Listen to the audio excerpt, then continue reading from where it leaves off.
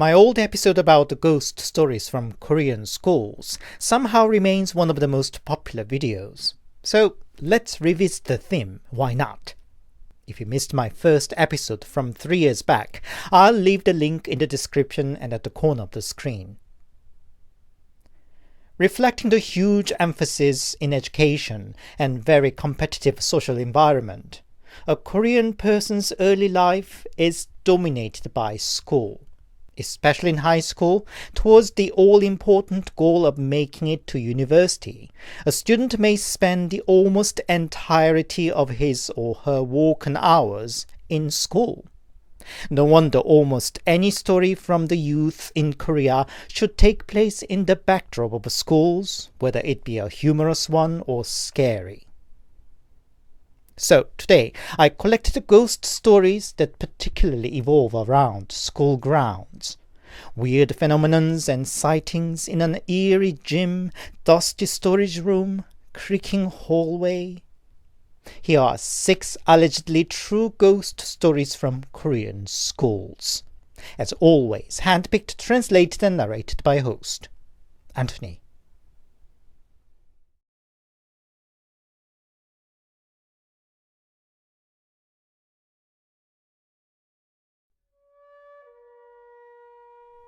It's already 20 years ago.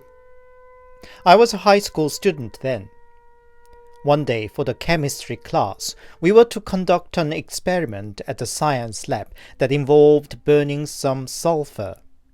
We carefully measured the sulfur and put it on the alcohol burner.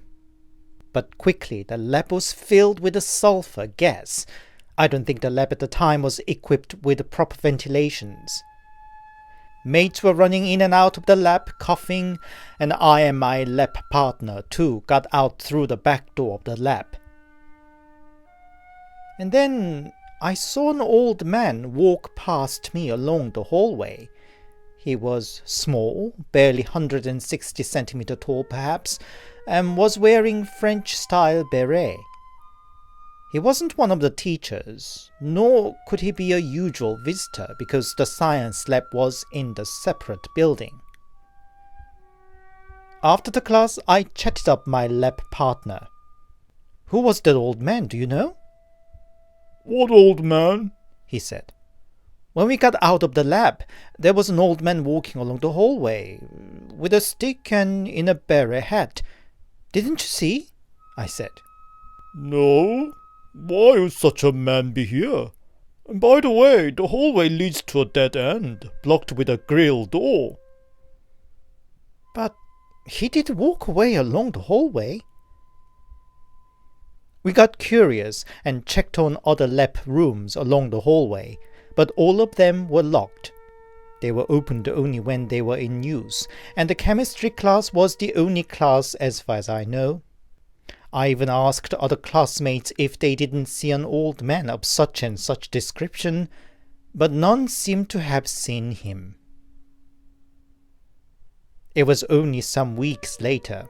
I happened to flip through the old yearbook from 1981 at the school library and realized the old man I saw was the first principal of my school. It seemed to explain it all, even though I couldn't answer why he should be wandering around the school long after his retirement. And it was only further later that I found out the first principal died only a year after his retirement in 1986. My chemistry class took place in 1994. Only recently I saw some television series from US frequently mentioning sulfur as a magic ingredient, that its gas could temporarily open your third eye to see spirits. Could that have anything to do with what I witnessed?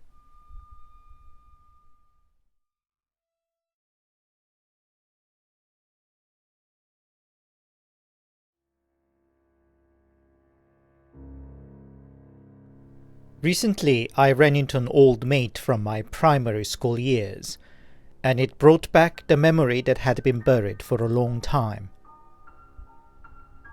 The school I attended was a private school run by a church and offered really great facilities for the time. It had dedicated science labs, computer room, music room, library, indoor gym, outdoor pool, sizable garden with a pond, cafeteria. Even by today's standard, the infrastructure would be considered superior.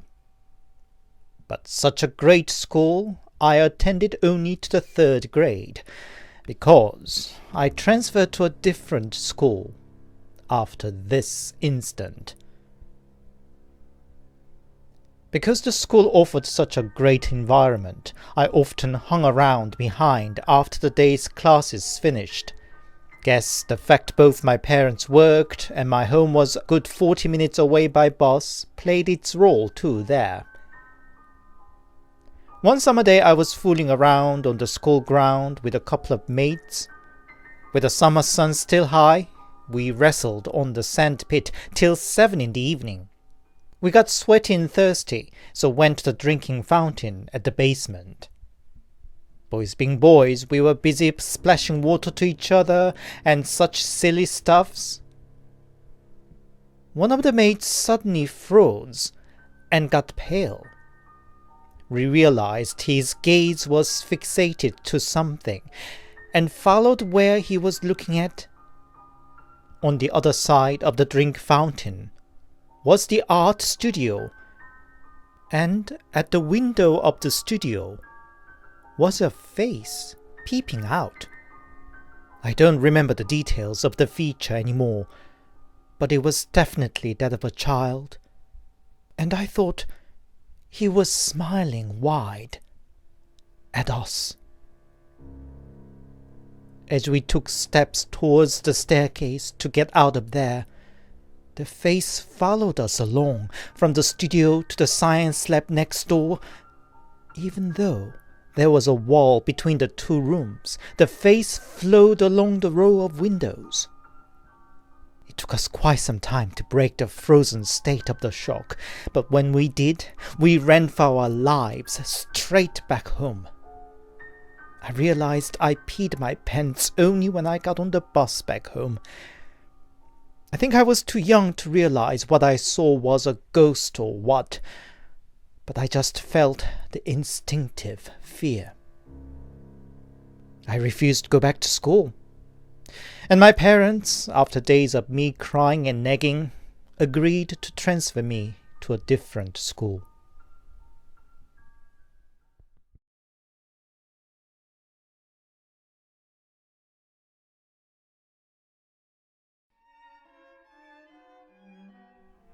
As a newbie teacher, my first post was a primary school in Chungcheong province in 1998. It was a small town school, but a sizable one with 2 buildings. One spring day, weather was so beautiful that I wanted to bring the class out to the mountain at the back of the school. As I led the children there, we ran into an old janitor. Mr. Lee, I think it's not a good idea to bring kids to that mountain, he said. Why is that? I had to ask. That mountain used to be a public cemetery. There are still quite a few dug holes and even some coffins lying about, he said. Now, it's not entirely unheard of that a school or a military base is built on old tombs or such. To acquire large ground for a school or military for cheap wouldn't have been easy, and there should be certain truth in such rumors.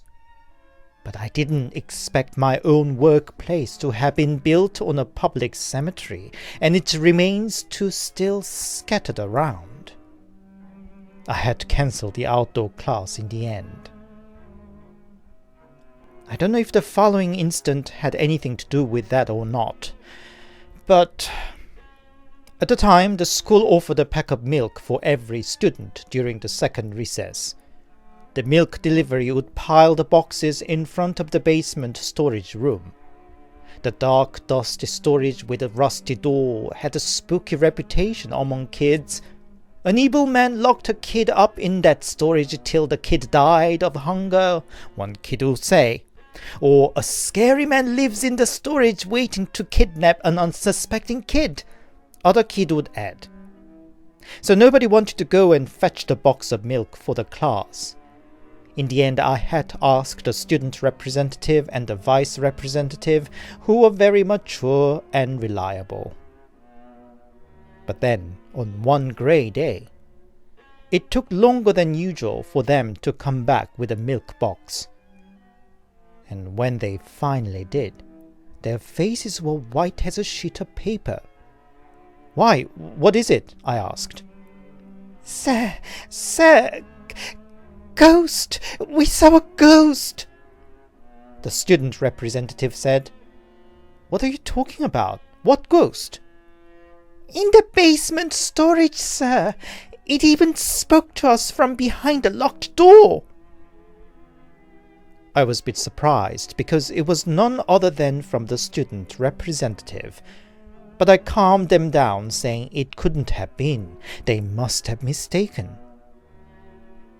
But when I came back to the classroom the whole class was in a storm of a dozen of kids crying and screaming.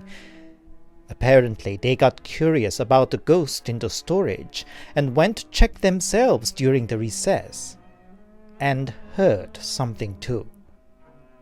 Even I started to think if a kid got locked in there.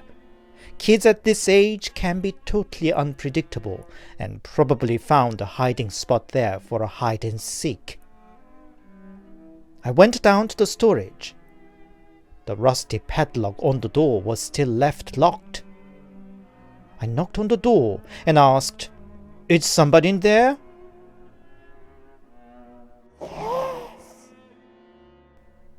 Indeed, somebody answered from behind the door. I rushed to the janitor and reported somebody seemed to be locked in the storage. "That's not possible. That storage is not in use, and its door hasn't been opened for a long time." The janitor seemed doubtful, but anyway handed me the key. The janitor said the truth. The padlock was left unused for too long, and I had a hard time even to push the key in. When I finally opened up the creaking door, there was nothing but a pile of broken chairs and some old cans of paint. Shortly before summer vacation, I was on a night duty. As usual, I spent the most of the night at the janitor's office with him. Well past midnight, I went to use the toilet. And then I heard footsteps. It was a light one, like that of a child. The lights were down in the hallway, and I followed the footsteps along the dark hallway, saved for the moonlight. Footsteps stopped, and then started again. This time, from my behind. Then, the security alarm bell went off. I rushed to the janitor's office, but the janitor reacted like it was nothing. "I don't know why, but the damn same alarm goes off past midnight every night. I go and check only to find there's nothing," he said. Every night? Where's this alarm located?" I asked. "Well, in front of the storage room under the stair," Janitor said.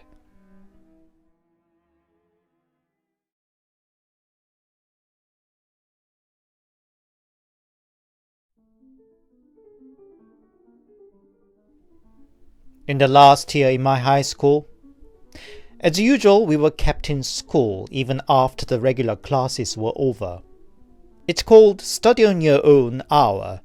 Basically, classrooms turn into a library, and we just studied on our own till about 10 at night. Towards the end of the year, the atmosphere was not what it was at the beginning. Those who got offered a place through the pre-SAT decision process would not stay for the study on your own hour. In my class, there were just about 20 out of 40 left, and the view of mates dotted here and there between empty seats was anxiety-inducing, feeling ourselves like left behinders, having to still carry on till SAT. My seat was at the far end of the corner of the classroom, a perfect spot to doze away. And that night, I indeed dozed off from the beginning of the study on your own hour. Then, even in the sleep, I sensed the classroom going suddenly dead silent. A teacher must have come to check on us, I thought. But then, there was something about the silence. It was almost suffocating, as if I was suddenly transported into a soundproof room. Well, whatever. What could win over the sweet slumber of a tired teenager? I just slept on, until I heard the room coming alive with the usual low chit-chats and bustling noises. Was the teacher gone, I thought, and squinted my eyes. What I saw were people in black. Most of them sitting at the empty seats, some standing here and there. One of them was looking down on one mate who was sleeping. He turned to look at me and said something with a sneer. My heart beat so hard and loud in my ears, I just shut my eyes tight and prayed to just about any authority, until a mate shook and woke me up about 5 minutes later. The other snoozing mate, who was watched by the black figure in my nightmare, was still asleep, so I shook him to wake up. He did, with his face wet with sweats. "Thank God! I thought I was going to die. Some guy in black was right next to me while I was asleep. I was so scared that I dared not open my eyes," he said. I couldn't close my dropped jaw. Since then, I always made sure all the chairs at empty seats were pushed on the desks, and didn't dare to doze away again during the study on your own hour for the rest of the year.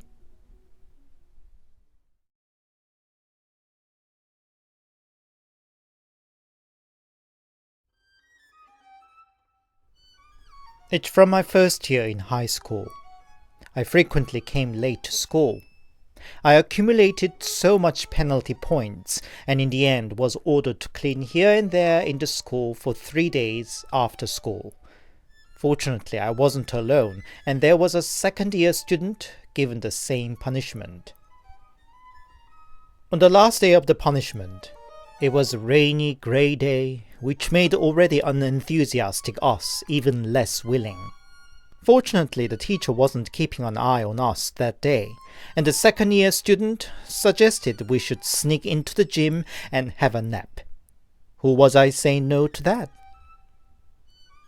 The empty gym was dark and a bit eerie, with the balls and stuff scattered here and there.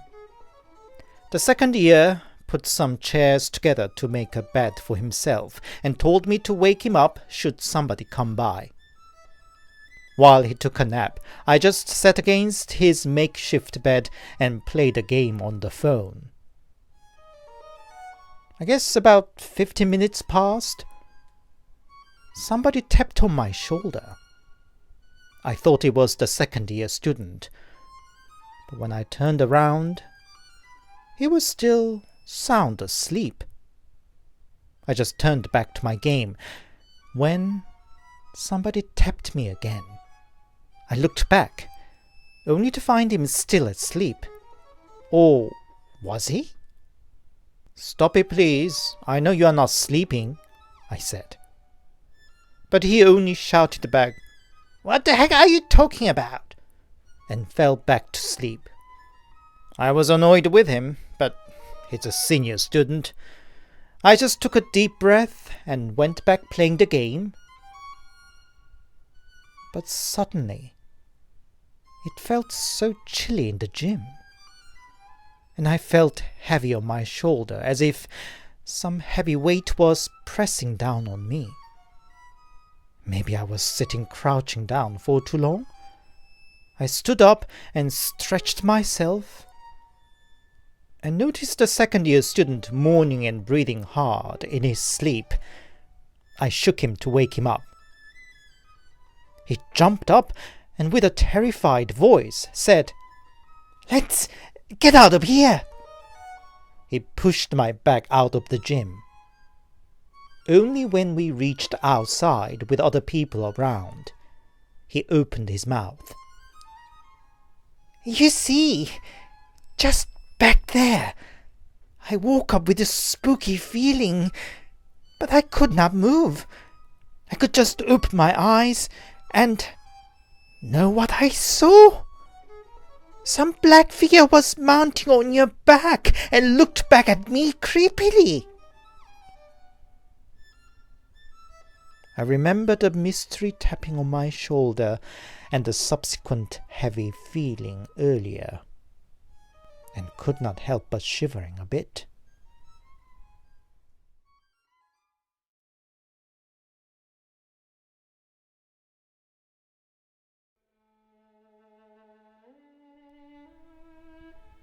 In the 1980s, I was a high school student. My school situated on the top of the hill, and one had to take a good 15-20 minutes walk up from the bus stop. School ran a shuttle bus, but I would rather save the money and buy another vinyl record.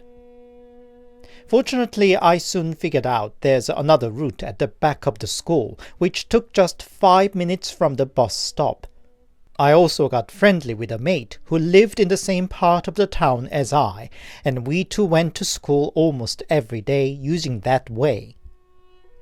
Of course, there was a good reason why that back route was much quicker and yet unpopular. It was much steeper to start with, the narrow unpaved trail edged around cliffs. There were protective steel mesh fence at the edge, but the old rusty fence was so flimsy it was as good as no fence at all. Rumors floated around that a few people lost life from slipping off the cliff, but I just brushed it off as an exaggeration to discourage students from using the trail. Another thing was there was certain eerie atmosphere about the trail. There was an illegal dog fight pit just 20-30 meters away, and one could sometimes hear dogs' scary barks and growls and guys' loud shoutings. At first I didn't pay much attention, but ever since I checked out of curiosity what was going on at the pit, I felt as if I could smell blood and hear dogs screaming in the wind blowing about the lonely trail even in the quiet evenings. But as long as I had my mate to accompany, it wasn't too bad. It changed after the summer vacation. From the autumn term, the school introduced after-class study slot. It wasn't enforced for the first-year students, but I was a pretty hard-working student, apart from my particular love of music, so I decided to sign up for it. But it meant I now had to go down the eerie back route by myself at ripe late hour, because my mate didn't join the study slot.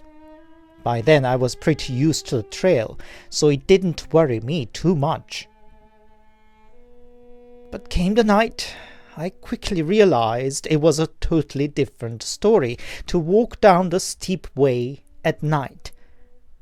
Few street lamps there were concentrated at the foot of the hill.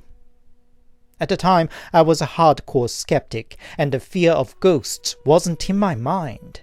But I feared more about slipping off the cliff or running into some strange people. But I could not hesitate more should I want to catch the last bus home. Fortunately, even in the dark, my body seemed to remember the way where protruding tree roots or rocks were. All was quiet apart from wind blowing through the tree leaves. About halfway down, I checked my watch. 20 years later, I still clearly remember. 11:40. Still in a good time to catch the 11:45 bus.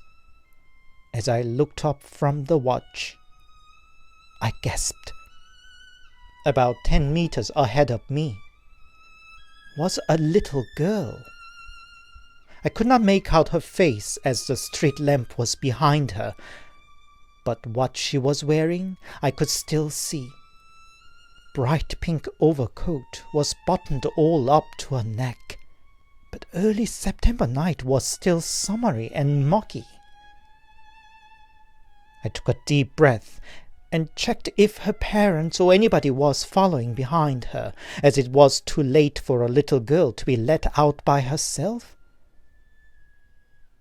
All the while, she kept approaching me, and it became clear that she was all by herself. I was totally overwhelmed by the kind of fear I had never experienced. I could not move. Even scream was choked up in the throat.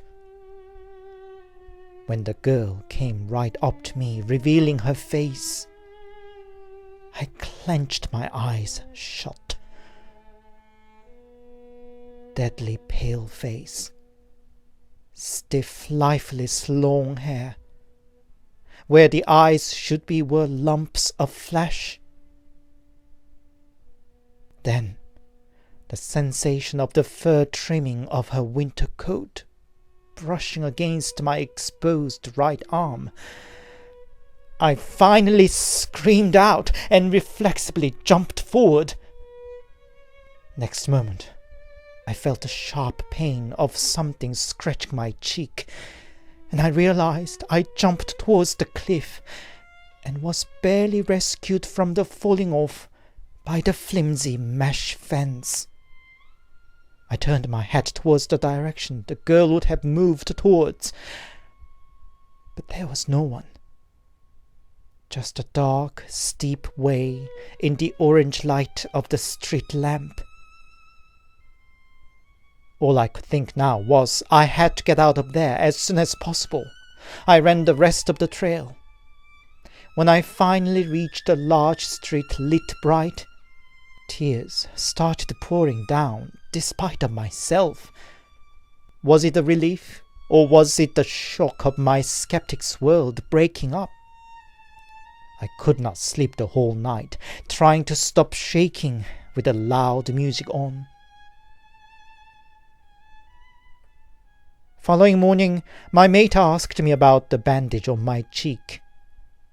I explained everything as I had experienced.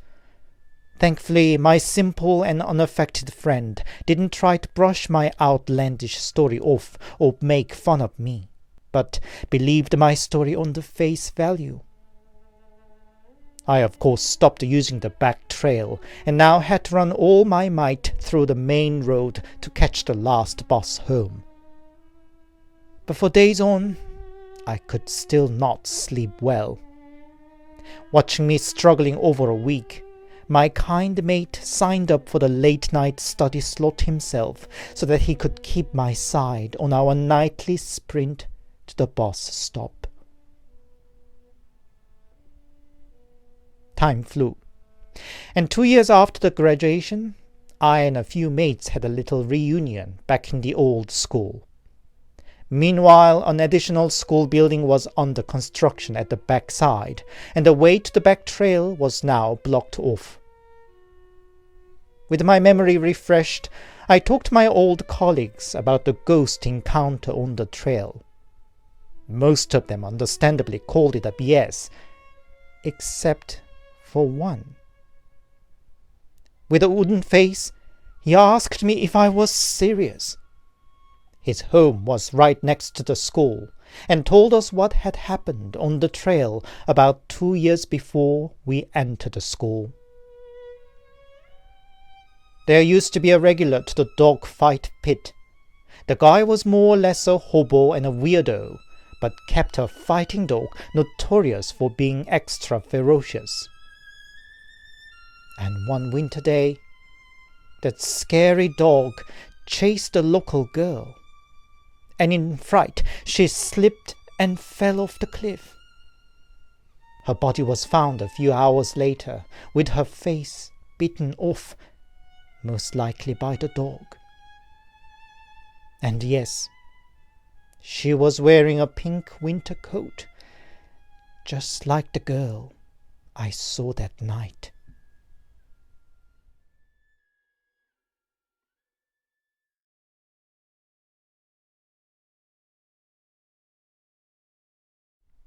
Hi, it's Anthony here, and thank you very much for listening. I hope you enjoyed today's stories.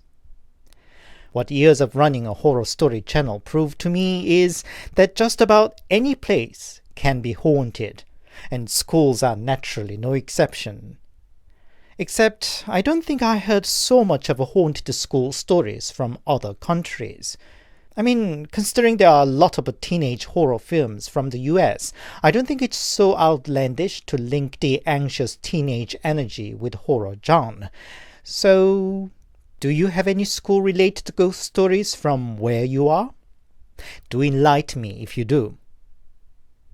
If you enjoyed my work, please give it a thumbs up and a comment, and please consider subscribing to my channel if you haven't yet. If you'd support me more directly, I also have a Buy Me a Coffee account. The link's in the description.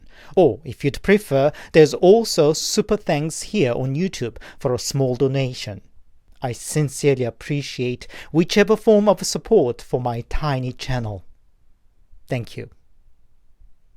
Until next Sunday, stay safe and take care.